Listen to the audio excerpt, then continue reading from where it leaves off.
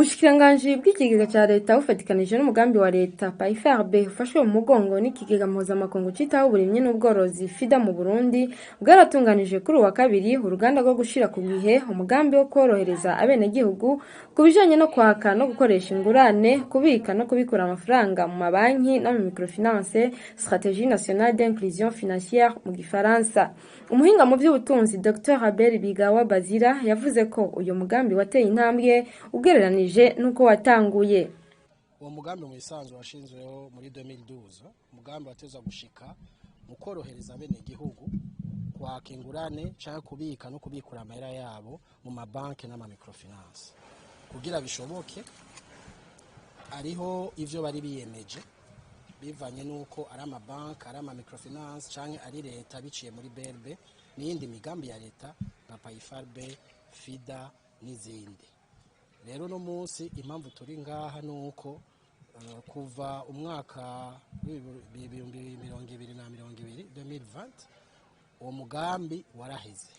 Hari yageze ko tushinga ubundi mugambi zo mari kiringo c'imyaka 5. Ubwo imbere yo kubikora cyari tukeneye kumenya yuko mu wese yakoze ivyo yemeye gukora. Ivyo mwabonye rero no munsi abo muri BRB, abo muri PAIFA, aba partenaire n'abandi berekanye aho bagejeje ibikorwa. Turashobora kubona neza ko uwo mugambi bashoboye kuwushikako kubijanye no korohereza abantu kwaka, gukoresha no gusaba ingurane mu mabanki. Muri 2012 twari kuri 12% kubijanye na inclusion financière, ukorohereza abantu gukoresha amabanki n'ama microfinance. Ngo turavye ivyo batwerese no munsi turi hejuru y'ibice 60%. Kubw'uyo muhinga ngo muri iki gihe amabanki n'ama microfinance haragerageza gufasha abenegihugu naho intambamyi zitabuze, kuko ngo mu kugira ngo abenegihugu baronke ingurane hari byinshi basabwa canke ntibaronke amakuru atomoye neza. Turavye ukuntu mu gihugu cacu bigenda biboneka ko amabanki n'ama microfinance agerageza gufasha abenegihugu. Ama microfinance ubu menshi akorera ruguru kandi ni vyiza cyane. Amabanki nayo kera yorakorera mu gisagara ca Bujumbura, naho bigoye ko baja hagati mu gihugu baciye bemera inzira yo gukora bacishije muri ubwo buhinga bwa none bushasha ubworohereza gushikira abenegihugu. Ari byo twavuze kare gukoresha mobile banking na finance digital. Ivyo rero bica bisaba ko bakorana n'aya mashira hamwe atumatumana ko nka Limitel, nka Econet, canke gukoresha izindi nzira nk'amashirahamwe mashasha nga Sama Burundi.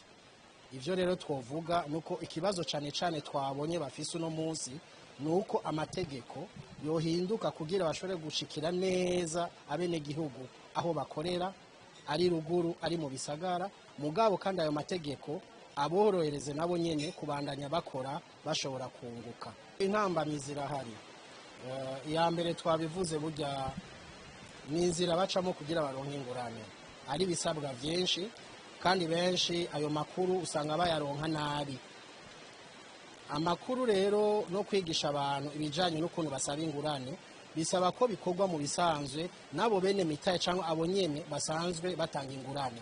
Ubwo mu gihugu cacu muravye ivyigwa vyakozwe n'abahinga tubona ko cane cane ukumenya ukuntu ibijanye no kugurana no gusaba amahera mu mabanki n'ama microfinance abenegihugu bakura ayo makuru cane cane mu nshuti n'abagenzi. Ari gihe rero inkuru ishika yahindutse canke bongeyemo n'utundi kubera ko iyo nkuru ibitavuye ku muntu yarasanzwe afise ububasha n'ubushobozi bwo gusigura. Umugambi wa leta PAIFRB nawo ngo urafise uruhara rutari ruto mu korohereza abenegihugu kugira ngo bashobore kuronka ingurane nk'uko bishikirizwa na Epafrodite Semyampi awurongoye. PAIFRB n'umugambi wa leta mugabo ufashwe mu mugongo n'ikigega mpuzamakungu FIDA.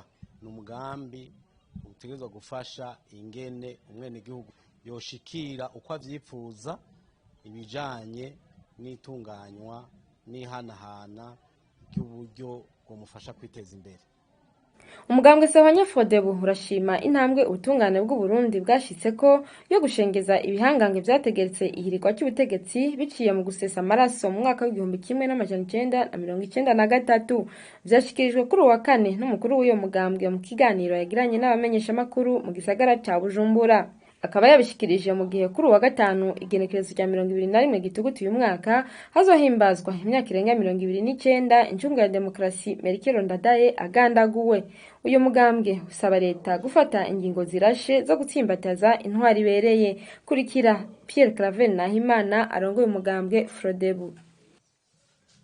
Leta nifata intumbero zirashe zo gutsimbataza intwaro ibereye mu bisata byayo vya politike n'ubutunzi zotuma igihugu kigendera ku mategeko y'iterambere intahe kiganza maze iterambere ry'igihugu rikaboneraho kwiyongera mu mpande zayo zose.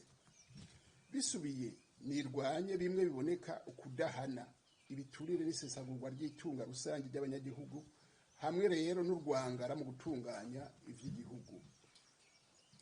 Wa murwi severe ujejwe gutohoza ukuri no kunywanisha abarundi nukoreshe umwanya wihutire kurangura no guheraheza igikorwa washinzwe. Utandukire n'ibindi biringo byahekuye Uburundi nk'urwimo rwo mwaka wa 1988 n'urwimo n'amakuba byo mwaka wa 1993. Ivyo vyotuma abarundi banywana koko maze bashobore kurangura imigabo n'imigambi y'iterambere bafatanye mu nda bose. Radio television RTBB ni ryiza ry'Uburundi bwiza.